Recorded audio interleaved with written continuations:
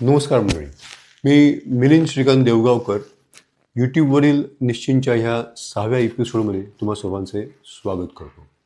तर गेले काही एपिसोड आपण आयुर्विमा क्षेत्रातील योजनांचं वेगळेपण हे समजून घेत आहोत.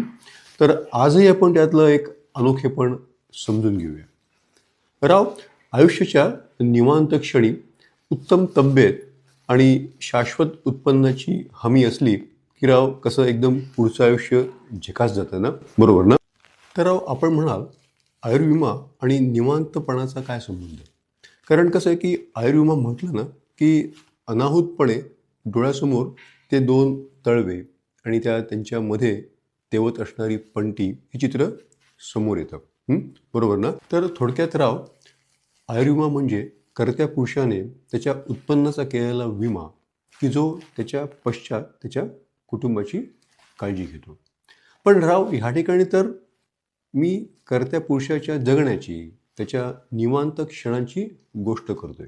तर म्हटलं बघायला गेलं तर या दोन्ही गोष्टी या भिन्न भिन्न वाटतात. तर राव, या निवांत क्षणी म्हणजे साठीच्या आसपास आपण अगदीच काही बिनकामाचे नसतो. तब्येतही उत्तम असते, त्यामुळे थोड्याफार प्रमाणामध्ये आपण अर्थार्जन हे करत असतोच. तर त्याला आपण एक ॲक्टिव्ह इन्कम म्हणून विचारात घेऊ शकतो, विचारात घेऊया रादर. आणि राव, आपण रिटायरमेंट नंतर जी काही पुंजी गुंतवलेली असते त्यातनं आपल्याला व्याजही येत असतं. त्याला आपण पॅसिव्ह इन्कम म्हणून म्हणू शकतो. तर राव, ह्या निवांत क्षणी अशा या ॲक्टिव्ह आणि पॅसिव्ह उत्पन्नाची जी सोय आहे ही प्रत्येकजण हे करत असतोच.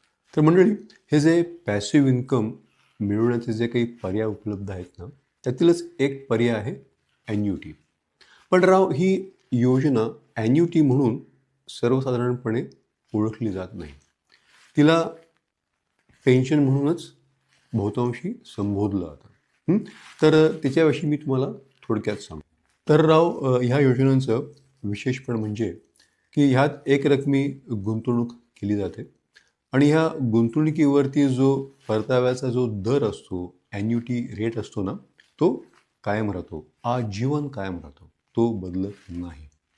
दुसरी विशेष बाब अशी की ही योजना संयुक्तिकपणे पण घेता येऊ शकते. म्हणजे प्रथम व्यक्तीच्या सोबत त्या व्यक्तीची पत्नी किंवा 30 वय पूर्ण झाली त्याची मुलं किंवा त्याचे सख्खे बहीण भाऊ ही ह्या योजनेमध्ये सहभागी होऊ शकतात. तर राव, असं आहे आयुर्विमा क्षेत्रातलं वेगळेपण.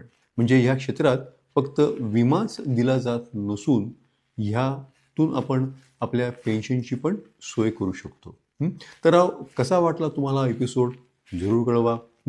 सोशल मीडियावरती आम्ही सक्रिय आहोतच. ब्लॉग म्हणा, लिंक्डइन म्हणा, फेसबुक म्हणा. तर सोशल मीडियावरती माझं हँडल आहे मिलिंद निश्चिंत. धन्यवाद.